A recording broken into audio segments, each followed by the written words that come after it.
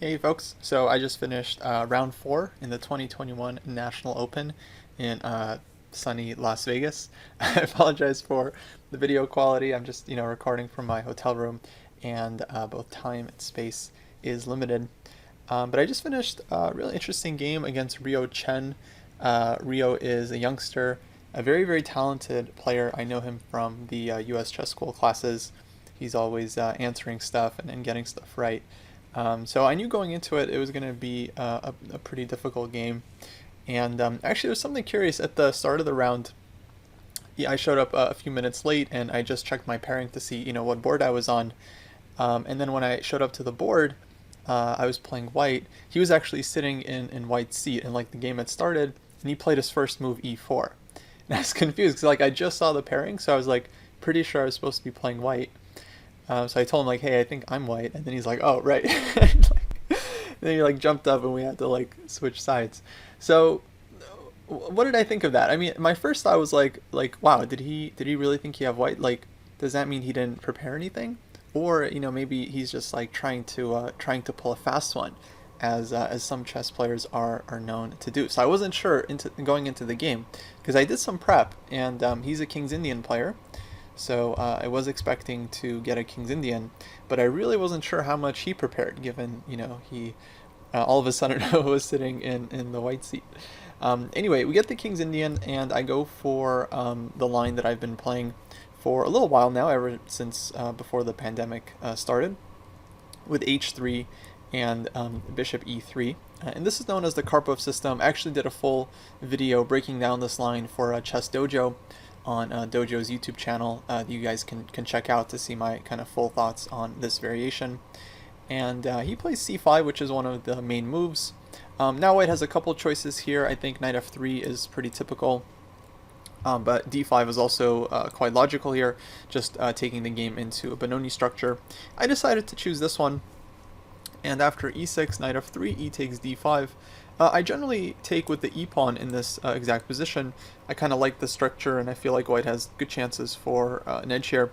But for this game, I prepared c takes d5 because I felt like this was also quite dangerous. And again, I didn't know how much prep he did for me, but I figured if he's seen some of my games, he's probably seen that I've taken e d5 here. So I thought, why not switch it up and try this one? And yeah, looking at it, before the game, I felt like actually white has really good chances for an advantage here, with the exception of one move that I think is pretty critical for this whole line. And then he thought for a few minutes and ends up playing the move, which is b5. And so this is when I started to kind of like smell a rat, like maybe he did some prep after all, because this is a pretty sharp move, and it's Stockfish's first choice. Fortunately, I checked this move before the game, so I had kind of an idea of what I wanted to do here. But it's a very, very sharp idea. The point is, if I take the pawn with the bishop, then black is going to have knight takes e4, and the point is knight e4, queen a5 check, and I lose the piece back, and black gets counterplay. If knight c3, black just takes this one. So instead, I'm just following the engine's recommendation here. White only has one try for an advantage, which is this sharp move e5. So the point of this one is to counterattack black's knight, forcing black to take the pawn. And now white can take on b5 without giving black this obvious counterplay. Of course, the e-file is closed and the diagonal is blocked as well.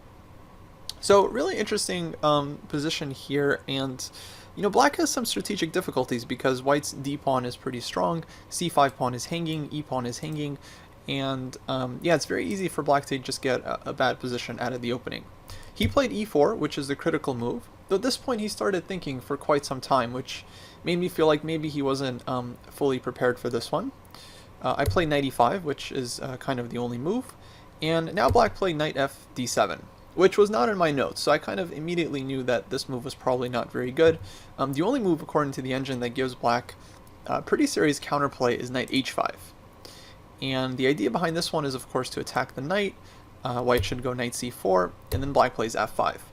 And just like a sample line, like something I prepped was, okay, white has to take this pawn on c5, black can go knight f4, sacrificing the exchange. White has to take it, knight d3 check, king f1, queen takes f8, bishop takes f8, also possible. And then white has this nice move, knight e3, just going after this knight on d3. black can play bishop a6 to kind of reinforce the knight, and white goes queen b3, and basically I prepped up to this point or so. I mean, it's pretty deep. I could have gone deeper, but I felt like, okay, at some point, you know, you have to like play chess on your own.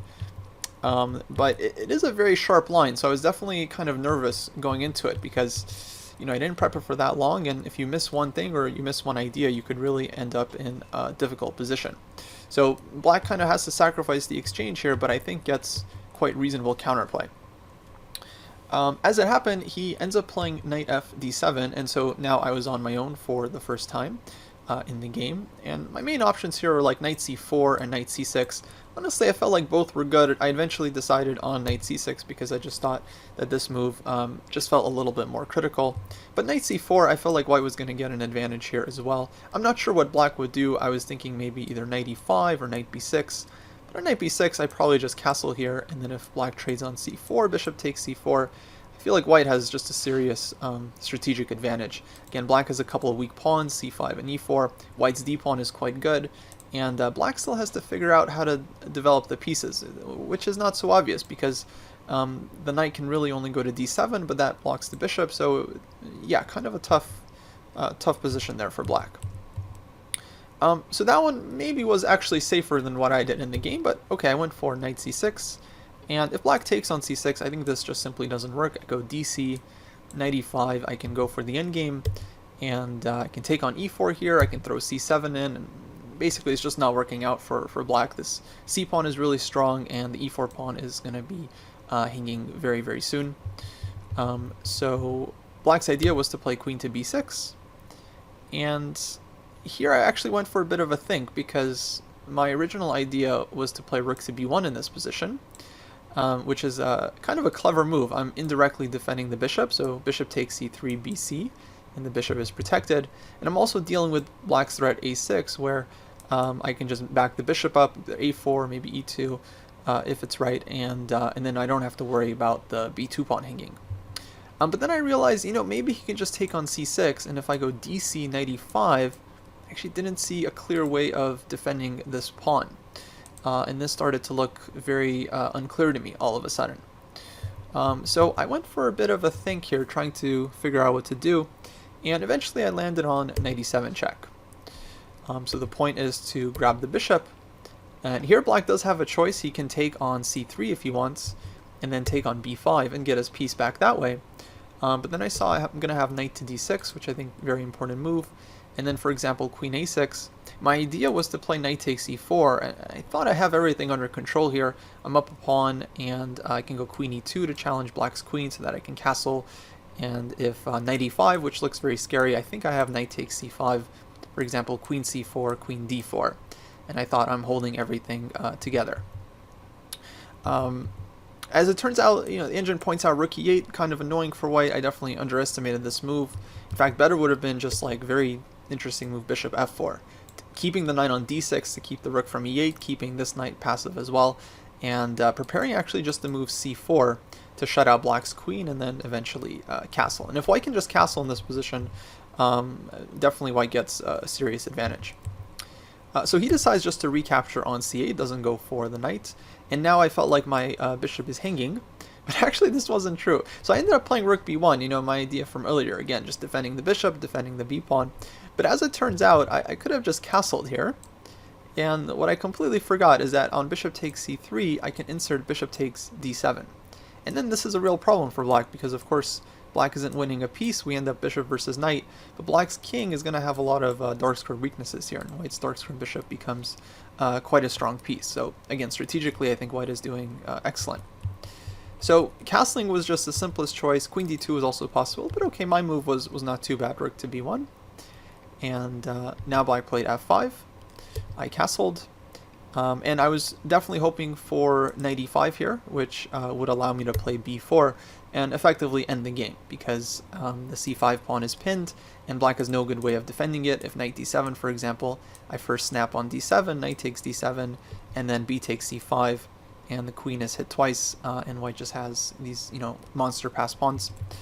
But of course he didn't blunder that, and instead he plays queen to d6, and here I actually end up finding the best move, which I was quite happy with, and that is this nice shot f3. I mean, basic idea I had about this position was that I have the two bishops. In particular, I do want to try to make my light-scored bishop a good piece. And with f3, I'm just kind of opening lines for my pieces. So on ef3, I just want to take with the queen and then get the rooks into the center. F4 is not possible because on knight takes e4, I'm hitting the queen. And then if queen b6, hit with, you know, a double attack on my bishops, here I have the intermezzo, bishop takes d7. So in this position, I saw that I would have this in-between move. And then, of course, I take on f4 next, and I'm a couple pawns up. Now, black did have an interesting choice to first take on c3, and then launch the pawn storm with f4. And I was actually kind of hoping for this one, because after bishop c1, the engine points out some insane move, bishop c6, that I never even considered. After my intended bishop c1, e3, I go c4. Black's pawns are very strong, but the rest of black's pieces simply aren't active enough, and I'm going to put the bishop on b2, and one day even just play like g3, inducing g5, takes, king h2, get the rook on the g-file, and I just felt like black's king here was going to be in massive trouble. For example, like knight e5, bishop b2, and already black can't even develop the other knight to d7 because I just take it, and knight on e5 is hanging. So I was kind of hoping for that one, but after some thought, Ryo just took on f3. I played queen takes f3, and now in case of knight e5, which is kind of a tempting move, the point was I have queen g3 with kind of an unpleasant pin. And once black starts developing, it actually gets bad really quickly. I go bishop f4, rook e8, I bring my rook to e1, and black is just pinned all over the place, very hard to untangle here, and I'm just going to build up next with like rook e2, rook fe1, and yeah, I think it's just completely lost. So instead he throws in a6, and this move makes sense because if I go bishop c4, bishop d3, then he might get knight e5 with tempo against my pieces. So I go bishop a4. Now black played knight b6. And here I went into a deep think. You know, I correctly felt like this was a critical moment, and I have a lot of options here. Black's threat is to take on c3 and take on a4. But I felt like I had quite a number of moves I could choose here. So there's bishop b3, bishop c2. But I also looked at some sharper options, for instance, bishop f4. On this one, I expected black would play bishop to e5, let's say takes, and yeah, I considered both rook moves here, like rook fe1, for example, queen d4 check, queen e3, where if black takes on a4, I can throw in queen takes d4, knight takes a4, and I felt like this endgame would be a big advantage for white. I have like d6 coming, and rook d1, and rook e7, and I think black is just very, very passive, has to go like knight d7 just to develop, then I can immediately come in with rook e7 and things look good. So I thought I have an advantage there, but I wasn't sure exactly, you know, how big my edge would be in that position. I also just considered simple move rook d1, which I think the engine actually finds this one to be the strongest. But then I just kind of thought, okay, he takes on a4, my knight is a little bit weird on a4, and yeah, once again, I saw some position like this, knight d7, rook e1, queen f6, d6. And I thought, okay, looks much better for white, like one of several good options.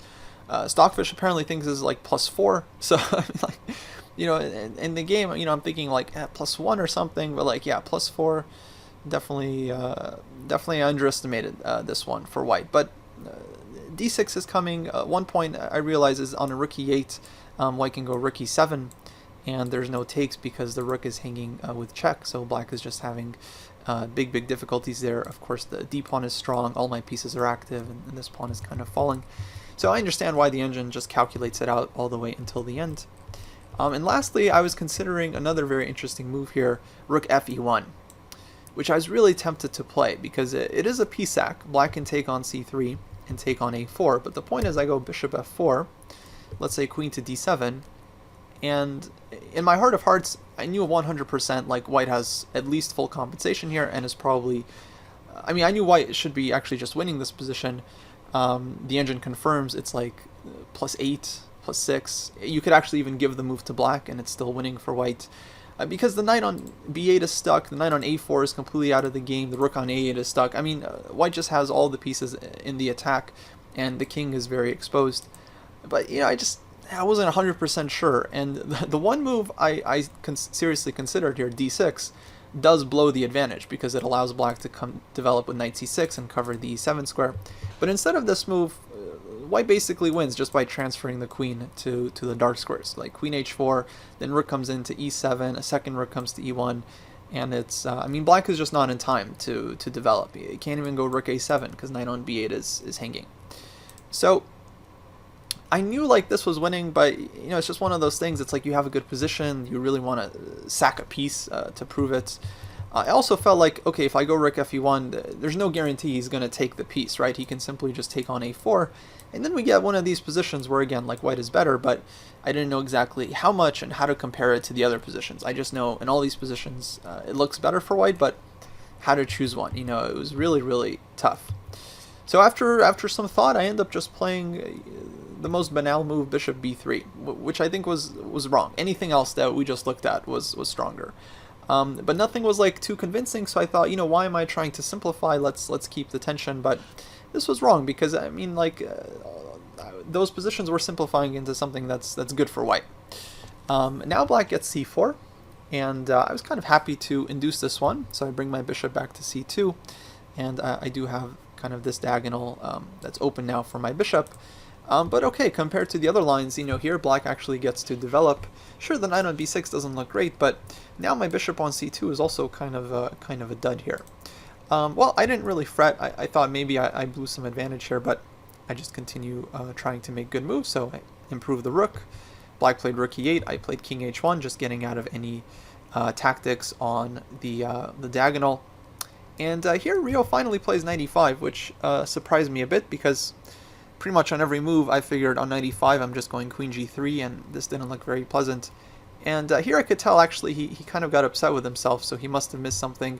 Maybe his idea was like knight f7 to trade queens, but then he forgot that knight on b6 would be hanging after the queen trade, like takes and take on b6. I'm not really sure, but yeah, clearly this wasn't what he wanted, and he ends up playing rook to d8. And now it's my turn to do something kind of silly. You know, my first thought, of course, was like just bishop f4. Just pin the knight and prepare to double up like rook e1. If this knight drops back to d7, then I can get my bishop back to a4. And once again, black has huge difficulties. But then I tried to get a little bit too clever for my own good. And, you know, just a sign for you guys, if you ever see an idea and you think like, ooh, that's kind of clever, it's probably bad. You're probably fooling yourself. Just go with the simple move. Go with the move you know is good. Don't try to be a genius over the board. It often just doesn't work out. But I end up starting with bishop g5. And so I have a couple of points here. Number one, if rook to d7, then I would drop back bishop f4. And I felt like, well, now his rooks are not coordinated as well. And again, I have like rook e1 coming. And yeah, he doesn't really want to just double all his rooks on an e-file because everything is just going to be, well, white is just going to be putting a ton of pressure on this knight. My second point was that if bishop f6, I have a nice cheapo with knight e4, which I thought maybe there was some chance of this happening because it's not such an obvious trick at first glance, but yeah, takes, and white simply wins. And what I also thought was like maybe black can play this move knight d3, which is kind of tricky because my queen is hanging, and if queen takes d6, just takes back with the rook. And here I figured, well, probably I'll just go queen h4. Can also take on d6 and take on d3 here, but I felt like that's kind of a backup option.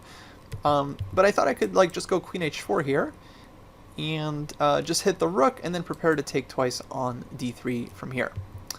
Then I made my move and I realized, well, actually, hold on.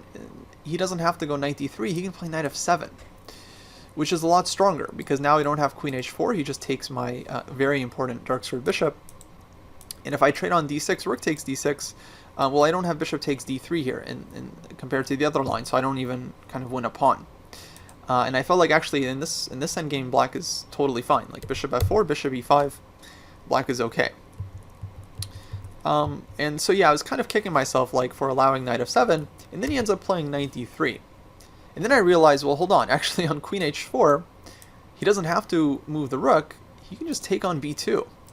And now my rook is hanging, my knight is hanging as well, and actually the position is collapsing.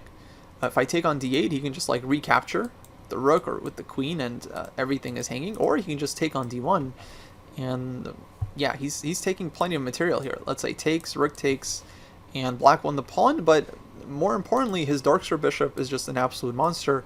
My light square bishop, the counterpart, again, just very, very passive against this pawn chain. So after kicking myself a little bit and trying to kind of get back into the game, realizing okay, nothing's over, nothing's lost, I can still trade queens. I realized, well, actually, yeah, I can just go for this endgame. And now bishop takes d3, takes rook takes d3, and I realized actually things are definitely not so simple for black here. I mean, from afar, currently white is a pawn up, but I thought black can go bishop takes c3 and win the pawn back. And my first thought was actually to take bc, because knight takes d5, the knight just gets pinned, and then rook takes d5. I felt like this is at least a slightly better endgame for white, with bishop versus knight, very open board, and past c-pawn. I felt like, okay, white has the advantage here. But then during the game I realized, well, actually rook takes is much stronger. Because again, if knight takes d5, I can just pin the knight, and this is going to be very problematic for black. Notice the bishop is covering the d8 square. And if rook takes d5, well, then I just get rook c6. And black has to do something like super awkward, like rook to b5 here. I can play b3.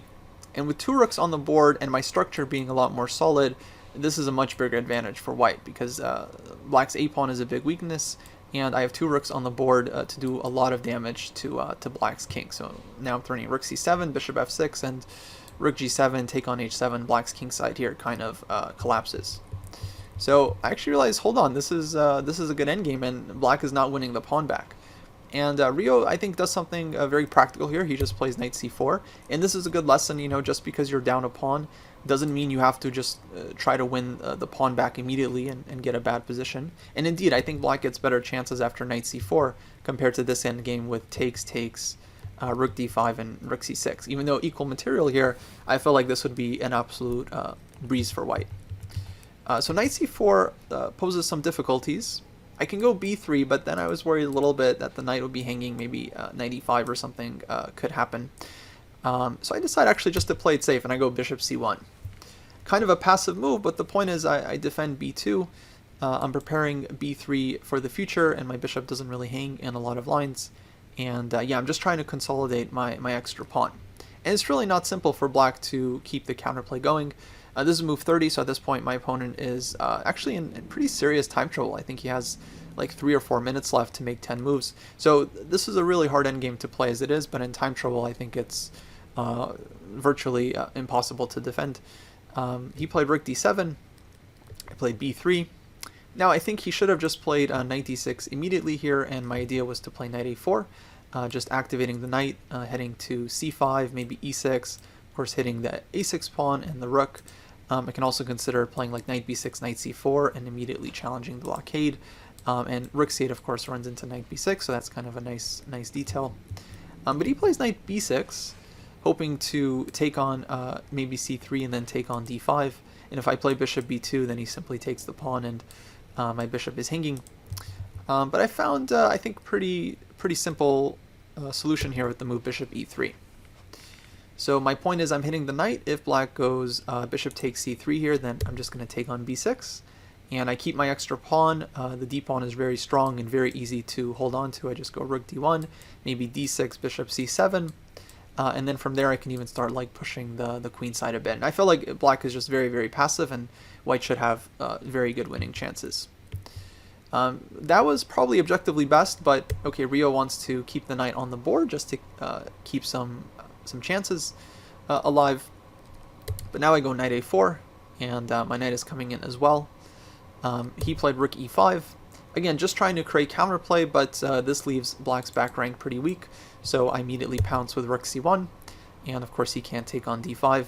If knight e7, then I'm going to push d6, and black can try king g8, kind of a funny try, with the point that if I take on e7, rook takes d3, I'm actually losing because I don't have rook c8 check anymore, king f7, and white is lost.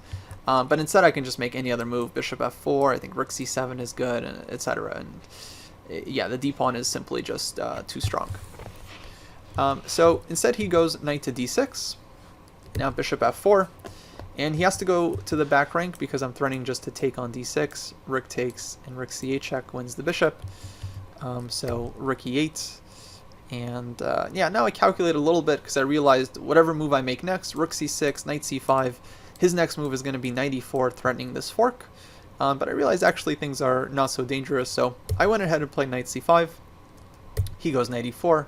Now if I take on d7, knight f2 check is actually not very clear because he takes on d3 and then he's forking a lot more of my pieces, so I definitely didn't want this.